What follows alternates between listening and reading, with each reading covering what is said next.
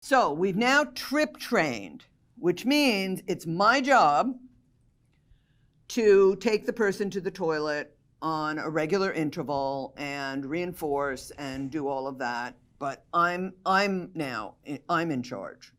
It's on me. In phase 2, we need to shift so that it's on the trainee. So by the end of phase 2, the person has learned to urinate in the toilet when he or she needs to in the training setting without someone taking or reminding. But the person may need to continue to need assistance, pulling pants up and down, wiping, flushing, hand washing. Those are all separate pieces of the toilet training routine that also need to be taught, but that's not mostly what we're talking about today. So this is about teaching the person to go when he or she needs to, not when I tell him or her. So this is tricky because the rules are different depending upon where you are. When you have to use the toilet at home, do you tell someone or ask for permission? Do you say to your spouse or your children, "May I use the toilet now, please?" No, of course not. No, of course not. At home, you go when you need to go. You don't announce it. You don't ask for permission. You just go when you need to go. And probably, if you have children who are toilet trained, they do too. It's not like an announceable thing. So, in fact, communication at home is neither necessary nor desirable unless you need some help getting on the toilet or unless you need some help getting from a wheelchair onto the toilet, in which case you need to tell somebody. So, barring some kind of physical disability where you will need to ask for help or you will need to ask for assistance, self-initiation at home is he goes when he needs to go or she goes when she needs to go, and that's that. However, when someone needs to use the toilet at school or in the community, asking is required, requesting is required, manding is required. So asking requires that someone have what we refer to as a manned repertoire or a requesting repertoire, and that can be vocal. I need to use the bathroom now, please. It can be a manual sign. It can be a photo or a symbol that you point to.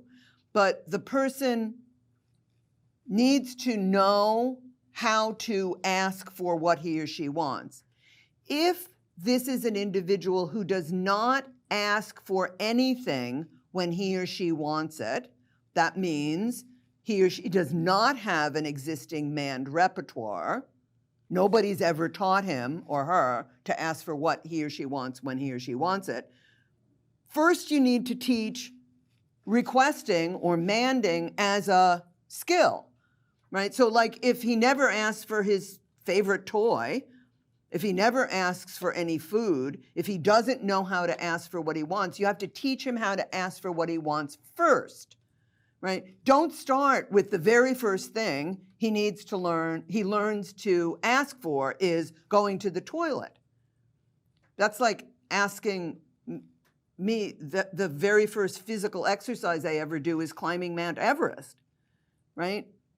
It's too hard to be the first thing you ever do of a certain kind of thing, right? The first thing you should be learning how to ask for is something you really, really want. Well, he doesn't really, really want to go to the toilet, like desperately. So it's not a good place to start if he doesn't have an existing manned repertoire. If he does have an existing manned repertoire, great. Now, as part of the self-initiation sequence, you can teach requesting. If he doesn't have an existing manned repertoire, you're not going to be able to teach self-initiation at school or in the community because you have to be able to ask there. So it may be that at home he learns, I just go when I go. He's self-initiating at home. Not a problem because you don't have to ask. You just go when you need to go. But at school, in the community, at school, you can't just leave the classroom. right? In the community at the mall, when we used to go to malls, which we don't anymore, but we will again, at the mall, you don't just leave your parent and go to the mall washroom. You have to ask, Mommy, I have to pee, right? Teacher, I need to go to the bathroom, right? So if a manned repertoire is not in the person's skill set, you're not going to be able to teach self-initiation at school or in the community. You're stuck with trip training, which is better than nothing because he's still not wet, but you're not going to be able to do phase 2 at school or in the community. You could do phase 2 at home. I'm sorry for the bad news here, but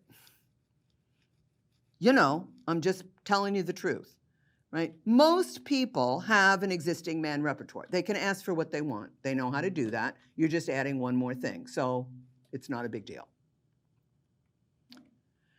So, as I said before, lots of times during phase 1, people start to self-initiate. In between the interval, they wander into the bathroom and they go. And you notice. At home, of course. At school, not so much. They can't wander because the bathroom's down the hall and they have to ask to go. But at home, they may start self-initiating. Or they may start engaging in nonverbal behaviors that tell you that they need to go. Like they start to grab themselves in the genital area, or doing what we call the pee-pee dance, which I'm doing kind of right now, right? The pee-pee dance. Or they might say pee, or they might use the manual sign, or they might hand you the picture from their picture exchange communication symbol book, or they might take your hand and lead you to the bathroom. That's a way of self-initiating. Or at school, they might get up from their desk and stand by the classroom door and look imploringly at you, which you should take as, I need to pee. Right? So you may see some kind of nonverbal signal that they're trying to tell you, I need to go. If any of those occur, don't ask when you see one of those things, do you need to go to the bathroom? Do you need to pee? Don't ask. If you see a signal, provide feedback. Say something like, oh, I see you need to go to the bathroom, and physically prompt him to just go. Why do you want to not ask? Because now you're relying on the person having an accurate yes-no response. How many of you know people who, if you ask them a question that's a yes-no question, they will always say yes, or they will always say no? I can't see you, but I know that you've raised your hands because there's lots of people out there like that. So asking them, do you need to go to the bathroom? Do you need to pee? is a deal breaker. I mean, why would you ask somebody who doesn't have an accurate yes-no response if they need to do that? The other thing that happens sometimes is he's engaged in a preferred activity. He's using his iPad. He's watching, I don't know, Blue's Clues on television. And you see him start to do the pee-pee dance and grab himself. Oh. And now you say to him, do you need to go to the bathroom? He's going to say no, because he doesn't want to leave the preferred activity and go do that. So now he wets himself in front of the television set, and you go, uh-oh. If you ask, you could get the wrong answer. So if you see a behavior that indicates, I might need to go, don't ask, tell. Oh, I see you need to go to the bathroom, let's go. And physically prompt, gently, carefully, respectfully, the person to go into the bathroom. Really important, big mistake that I see people make at this point. They want to ask. There's something about us as grown-ups, we just want to talk. We just want to talk. And sometimes talking is not the right thing to do. Okay? And then, of course, if peeing occurs in the toilet, the person has now self-initiated or close to self-initiated for the first time. You've provided some physical prompting, gentle, respectful physical prompting, but he's starting to self-initiate. If you don't start seeing signals, so now we've been at phase 1 for 2 weeks. He's been 90 to 100% dry. Remember, that's the rule, 90 to 100% dry at phase 1. And you're not seeing any signals during the interval for self-initiation. So now, very slowly, you're going to start extending the length of the interval. Instead of an hour and 45 minutes, you're going to make it an hour and 50 minutes. He's now 5 minutes over the average length of time when he has to pee. So during that extra 5 minutes, you might start seeing a signal. You do that for a couple days, take some data, see what happens. If you've added 5 minutes and you're not seeing any signals, add another 5 minutes. Now instead of an hour and 45, you're going to an hour and 55 minutes, right? Start seeing a signal. You got to watch during the extra period of time. You got to keep a close eye on, because he's now 10 minutes overdue, which means he should start to be feeling really uncomfortable, right? You may get an accident in here, but if you pay close attention, you probably won't. You're trying to give the person an opportunity to take the lead and produce some kind of signal. The slightest signal, physically prompt him to go. The slightest grab at the crotch, the slightest little pee-pee dance, the slightest little thing. Don't ask, tell, and prompt.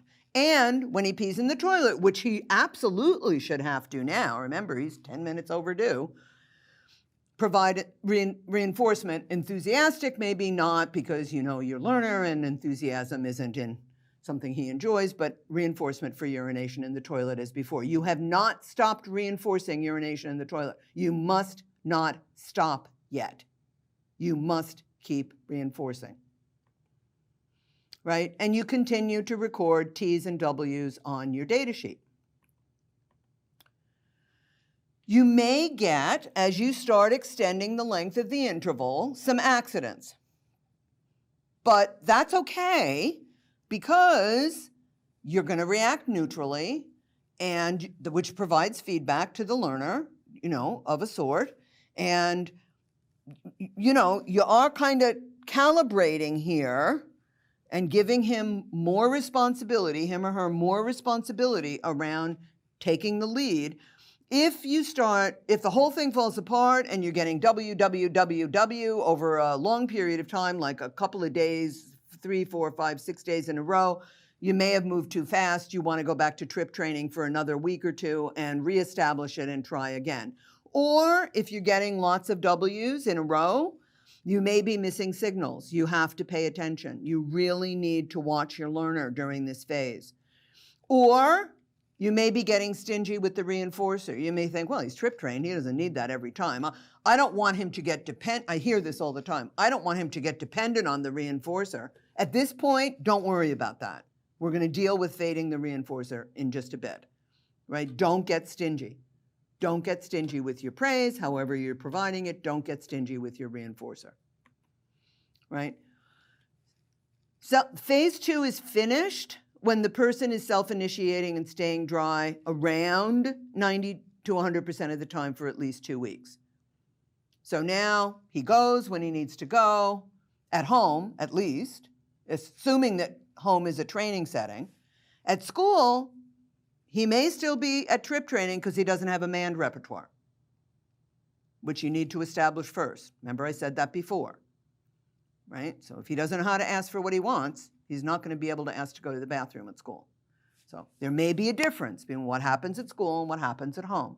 Or there may be a difference between what happens at grandma's house, where he just goes when he needs to, and what happens at home, where somebody wants him to ask to go, but he doesn't know how to ask to go, right? So again, depending upon the training environment, you may have different toilet training responses at this point. But you want good self-initiation, dry pants, very rare accidents for at least 2 weeks. At least 2 weeks. So now we're a month into this, if the 2-week thing has, if the stars have aligned. 2 weeks, probably 3 weeks, more like 3 weeks for trip training. A week where it was bouncing around, and then maybe 2 weeks where it was pretty good. 3 weeks for trip training. This is probably going to take you another 3 weeks. Probably we're 6 weeks deep here. That's what I mean. This isn't rapid toilet training, but it's toilet training that fits a context a bit more easily than rapid toilet training. And you can do this at school. If you follow the rules, if you do what I've said, you could do this at school, whereas rapid toilet training is very difficult to do at school unless you've got a really special situation. Which isn't to say you can't do it, it's just tricky. Now that he's been self-initiating for at least 2 weeks and has been mostly dry, you can start to fade the reinforcers. Now and only now. So we're probably at least 6 weeks in. You've been reinforcing every single pee in the toilet. High quality reinforcers, verbal praise. Now you can start to shift. Our favorite way to shift is to, at this point, move to some kind of sticker chart or star chart that gradually increases the number of pees in the toilet that are required before a reinforcer is delivered. So I don't know if you remember, yesterday I talked about the person who was trained by having mom call his aunt, and she would pretend to be Nemo every time. Every time he peed in the toilet, she would, hi, Charlie, this is Nemo. Boy, you peed in the toilet again. I'm really proud of you. Right? Okay, so that happened up until now, every single time he peed in the toilet. Now, the first time he pees in the toilet, he gets a Nemo sticker to put on this chart. The second time he pees in the toilet, he gets a Nemo sticker to put on his chart. And when the chart is full, because there's only 2 stickers, he gets his favorite food, which happens to be chocolate chips, and the call from Auntie, oh, Nemo, oh, I hear you. You peed 2 times in the toilet. Good for you. We want to get the aunt off the hook here. Right? It's kind of like getting the pie-in-the-face father off the hook from yesterday's example that Katie gave you. Right? So now we're fading in another high preference reinforcer, chocolate chips, so that we can eventually fade out the aunt, fade in the chocolate chips, and now we make it every couple days harder and harder to earn the reinforcer. So now, the first time he pees, the second time he pees, the third time he pees, and now maybe he still gets Auntie and chocolate chips, but maybe by the time this is up to 5 Nemos, it's just chocolate chips, or 6 Nemos, it's just, little by little. What's really important is to make sure that your chart shows him how many he has to do before he earns the reinforcer, right? So 2, you got it. Fill up all the squares, 1P, 2P, 3Ps. If he has some verbal understanding, you could actually explain this to him. It's not critical, but you could, okay? But you're gradually gonna increase the number of whatever's required. Stars, Thomas the Train Engine, blah, blah, I don't know, whoever. Justin Bieber's, I like to use a favorite person, but whatever. Really slow, go slow. Every couple days, add another, make it a little harder. Every couple days, right? Eventually, you'll get to the point where, he's having to earn 6 to get it, 7 to get it. Now he's really got it. I mean, at some point, you just kind of go, okay. You could start saying, okay, if you're dry for a week, here's 7 days. On Sunday, you get something, or on Saturday, you get something, right? And then every 2 weeks, you could keep thinning, but at some point, it's pretty obvious you don't need this anymore, and neither does he. Right? I like to build in big boy, big girls rewards to replace smaller reinforcers. So here's the point where you start going, oh, you've been dry for a week, let's go buy some special underwear, right? And there's underwear out there for every superhero or whatever on the entire planet. Some of it's more gender neutral than other underwear. It doesn't really matter. I don't care, but sometimes that's kind of fun for kids. Or Katie will talk about this a bit when she talks about night training. It's nice, even when you're night training, if you've been dry for a week in your bed, we get to go buy Thomas the Train Engine sheets to put on your bed, or some, right? You got to make this fun. This is hard for the kid. Remember, we talked about that yesterday. This is really hard. It's hard on you. It's hard on him. It's hard on everybody. Make it fun. Make it fun.